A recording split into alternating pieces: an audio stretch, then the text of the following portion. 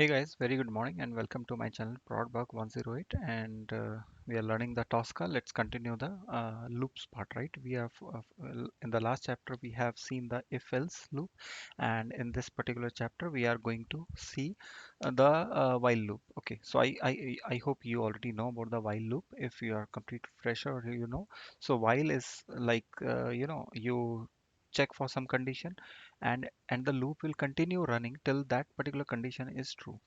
So let's, for example, if let's say um, the number 10 is less than 20, okay, and then the loop will continue running, and you are also subtracting the number. You are reducing the, let's say, you are increasing the number by one. Okay, so in the first loop, 10 is less than 20, so one loop will run. So suppose you increase the number by one or by two, so next in the next loop, it will be like 12. Okay, so 12 is again less than like 20. So the loop will keep on running till the time it become 20. So 20 is not less than 20, 20 is equal to 20. So condition will fails and you will come out of the loop, right? So I no need to explain. I hope you are already aware about the loop. So let's not get deep into the while loop. So let's try to run them. Okay. So same thing. So we have a test case here. Okay. Uh, Here we have used a test tbox set buffer. So basically set buffer where we use. Let me first of all go to the jump module to show you the path. So inside the standard, go to the tbox automation tool, go to buffer operation and go here tbox set buffer, basically this one. Okay, so this particular module is getting used if you want to initialize something. Okay, let's int a is equal to 10. So that is like you initialize some variable a with value 10. So this is like tbox set buffer. Okay, so what I have done, num, I have created a variable num is equal to 1. So this is my initialization part. Okay. Now, while loop you already know, like right click here and there you will find. Okay. So see, right now nothing is appearing here. You can see. So can you tell me why because in the previous chapter you have seen the if loop is appearing and the while loop is appearing at that too in the previous case, right? But why, right now it is not coming. So can you guess? Okay, if not, I will tell you. So what you have not done is you have not checked out. So check out the test case.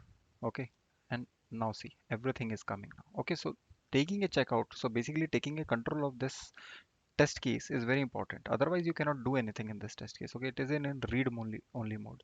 So I took a charge of, like I took the lock of this code. Now the green band is appearing here. Now I can do anything else, anything with this one. Okay. In the second one, see, it is not appearing because I have only checked out the first one. If I would have like checked out the whole tree, like check out tree from the folder, so all the test cases I would have get the lock. Okay. So this is how it is working. Okay. So let's go to the while loop. Okay. So condition. So while loop always start with a condition. Okay. Always. So what I am saying, buffer, we have already seen buffered, so we have already saved num as a 1. So I want to fetch the value on the runtime. Every time I will keep on checking the value of num. So num is 1, so it will replace with that. So what I am saying here, 1 is less than 5. So in the first loop, what we are doing, let's go here. So int, okay, in terms of Java, int num is equal to 1. This is what we initialized. Now in the while loop, like this, what we are doing, while num is less than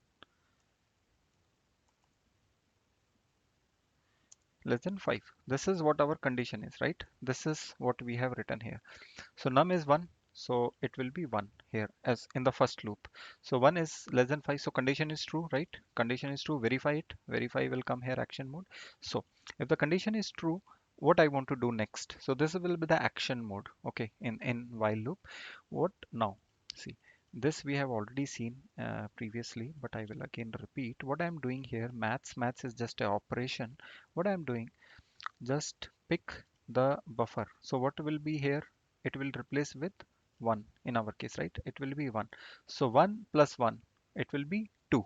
Okay, so now the new num and that 2 will be saved in num, right? So basically after this action, num will become Okay, so again it will go to the condition. It will again check whether 2 is less than 5. Yes, it is less than 5. It will again go to the action. So what is the action? Again, b num, buffer of num will be 2 this time. So 2 plus 1, 3. So it will become 3. Again, it will go to the condition. So 3 is less than 5. Yes, 3 is less than 5. It will go here. So 3 plus 1, 4. It will again go here. So 4 is less than 5. Yes, 4 is less than 5. It will go here. 4 plus 1, 5. It will again go here. So 5 is less than 5? No, 5 is not less than 5. Okay, 5 is equal to 5, but our condition is less than. So 5 is not less than 5. So condition is will be false and it will not go here. Okay, and num value will remain 5. It will not become 6. Got it? It will not become 6 and will verify the num in the buffer. If it is 5, means it break at 5 is less than 5. It break, loop has been break and it test case has been finished. Okay, so let's try to run the complete test case. I hope this thing is clear to you, right? So the test case is in green. So everything is fine. All things has been executed in green. Let's go and check the num value in the buffer because see, we are saving in the buffer, right? So this is the action, and here we are always saving in the num, right? In the buffer value. So here the new whatever the maths calculation happen, it getting saved in the num here set buffer, right? In the set buffer, because of the set buffer, num is always keep on updating. So let's go and check the num. So num is 5, right? So because of that condition, so if you change the condition from num 5 to let's say 10, okay, so now it will keep on adding num, okay, till it is less than 10. Okay, so let's save the test case, rerun it. Cool, tool hanged. Yeah, so I'm not able to click anywhere, so let's wait. Yeah, let's come to the live. Okay, let's run in scratchbook.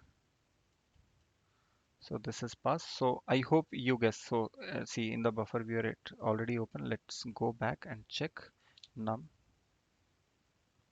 Num is 10 here, right? So it will keep on adding till the condition get filled.